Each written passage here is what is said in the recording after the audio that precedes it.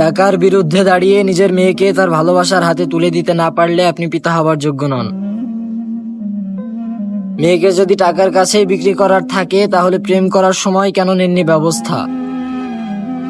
আপনার উচিত ছিল শিকল দিয়ে মেয়ের হাত পা বেঁধে আটকে রাখা ঘরে। আপনি না পৃথিবীর শ্রেষ্ঠ বাবা ছিলেন? মেয়ের গায়ে ফুলের টোকা পড়ার আগে ফুল গাছ ফেলতেন ছিঁড়ে। সে আপনি কিভাবে পারেন নিজের মেয়ের কাছ থেকে তার শখের জিনিস নিতে কেড়ে? মনে রাখবেন, টাকা পয়সায় সকল সুখের উৎস নয়। আপনার মেয়ে তার শখের পুরুষের সাথে 5 টাকার রিক্সা ভাড়ায় ঘুরে যে শান্তি পাবে, তার টাকা দিয়ে কিনে নেওয়া পুরুষের সাথে 500 কোটি টাকার গাড়িতে চড়েও পাবে না। আর আপনি খুব ভালো করেই জানেন, পুরুষ দায়িত্বশীল, কোনো পুরুষই আজীবন বেকার রবে না।